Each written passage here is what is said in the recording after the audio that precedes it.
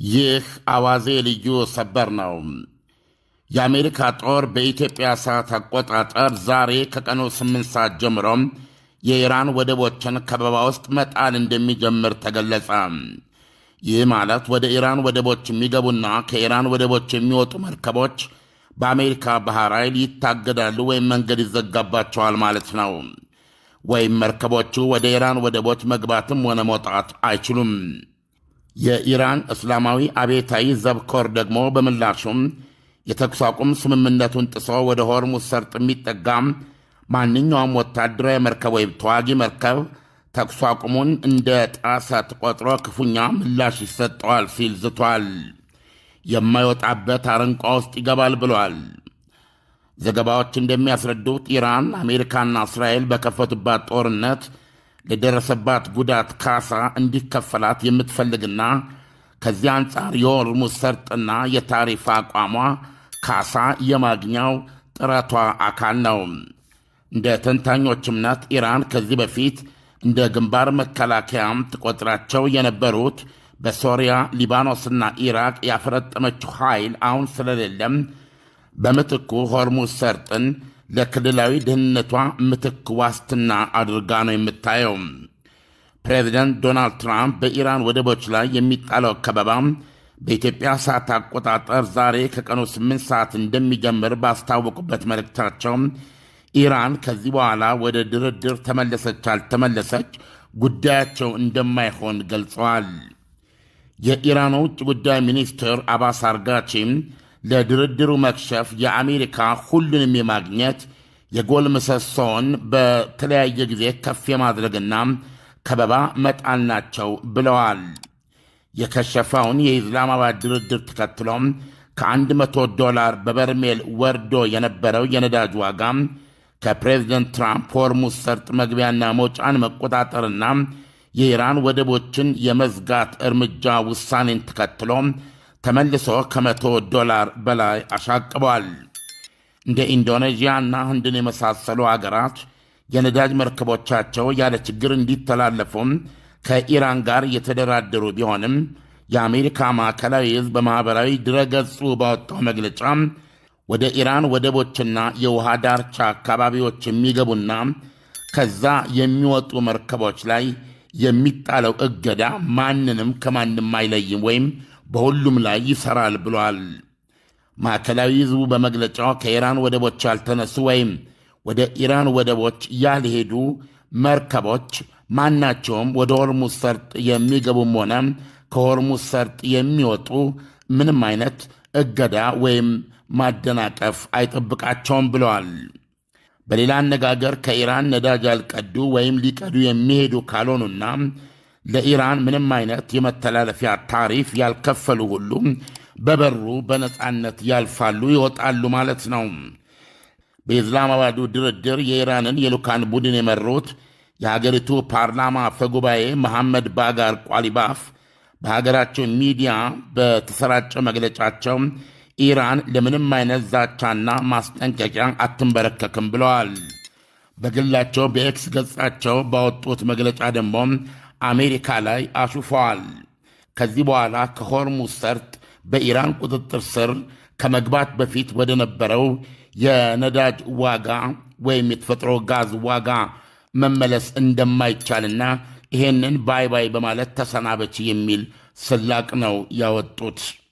ይህ በእንዲህ እንዳለ ዎል ስትሪት ጆርናል ይዞት በወጣው መግለጫ ትራምፕ በኢራን ላይ ያቋረጡትን የአየር ድብደባ ለመቀጠል እያጤኑም ነው ብለዋል። ዎል ስትሪት ጆርናል ፕሬዚደንት ትራምፕ ቀጥለው ስለሚወስዱት እርምጃ እናውቃለን የሚሉ ሁሉ የራሳቸውን ግምት ነው የሚናገሩት ብለዋል። በተያያዘ ዜና ሦስቱም የዕብራይስጥ ቋንቋ ቴሌቪዥን ጣቢያዎች እስራኤል ማለቴ ነው እንደዘገቡት የኢስላማባዱ ድርድር መክሸፉን ተከትሎም የእስራኤል መከላከያ ኃይል አይዲኤፍ በኢራን ላይ የጀመረውን ጦርነት ለመቀጠል እየተዘጋጀ ነው። ያኔት የሚባለው የዜና ድረገጽ በበኩሉም የእስራኤል ጦር ኤታማዦር ሹም ሌተናንት ጄኔራል ኤያር ዛሚር ጦራቸው በከፍተኛ ደረጃ ተጠንቀቅ ላይ እንዲዘጋጅና ከኢራን ጋር የነበረውን ፍልሚያ ለመቀጠል እንዲዘጋጅ ማዘዛቸውን በትናንትናው ዕለት ዘግበዋል። ቻነል 12 ቴሌቪዥን በበኩሉ እስራኤል የምትዘጋጀው ኢራን ላይ ማጥቃቷን ለመቀጠል ብቻ ሳይሆን ኢራን ድንገት ልትሰነዝር ለምትችለው ያልተጠበቀ ሩምታም ጭምር ነው ብለዋል። ካን የተባለው መንግሥታዊ መገናኛ ብዙሃን በበኩሉ ደግሞ አንድ ከፍተኛ የመከላከያ ባለሥልጣንን ጠቅሶ እንደዘገበው እስራኤል በኢራን ላይ ድብደባውን የመቀጠል ፍላጎት አላት። የኒውክሌርና የሚሳኤል አቋሟን እንድትለውጥ የሚያስገድድ በቂ ጫና ሳይደረግባት በፊት ጦርነቱ ማክሰኞ ዕለት እንዲቆም ተደርጓል ብላ ታምናለች እስራኤል። ዘገባው እንዳትተው ኢራን የኒውክሌር ፕሮግራሟን በመላ እርም ብላ እንድትተው ለማድረግ በኃይል መሠረተ ልማቷ ላይ ኤነርጂ ኢንፍራስትራክቸር ላይ የታቀደው ድብደባ ውሳኔን እስራኤል ከፕሬዚደንት ዶናልድ ትራምፕ እየጠበቀች ነው። ዎል ስትሪት ፕሬዚደንት ትራምፕ የተንዛዛ የጦርነት ዘመቻ ውስጥ ለመቆየት ፍላጎት እንደሌላቸው ገልጸው የኔቶ አጋሮቻቸው በሆርሙዝ ሰርጥ ለሚተላለፉ መርከቦች ወታደራዊ አጀብ መስጠት እንዲጀምሩ ማስደረግ እስከሚችሉበት ቀን ድረስ ነው የኢራን ወደቦች ላይ የጣሉትን ከበባና ሆርሙዝ ሰርጥ መግቢያና መውጫን የመቆጣጠር ዕቅዳቸውን የሚያስቀጥሉት። ይህ በእንዲህ እንዳለ አሜሪካ በምክትል ፕሬዚደንት ጄዲ ቫንስ በኩል ለኢራን ያቀረበችው የሰላም ሐሳብ ዝርዝር ቀይ መስመሮች በይፋ እየተዘገቡ ነው። እነሱም ኢራን ማንኛውንም ዩራኒየም የማበልጸግ እንቅስቃሴ ታቁም፣ ሁሉንም የኒውክሌር ማበልጸጊያ ተቋማቶችን አፈራርሺ፣ በከፍተኛ ደረጃ የበለጸገውን ዩራኒየም አስረክቢ። ይሄ ደጋግመን እንደምንለው 460 ኪሎ ግራም 60 በመቶ የበለጸገ ዩራኒየም ኢስፋሃን የሚባለው የዩራኒየም ማበልጸጊያ የመሬት ዋሻ ውስጥ ከላይ በከፍተኛ ደረጃ ተደብድቦ የኒውክሌር አመድ ውስጥ የሚገኝ ነው።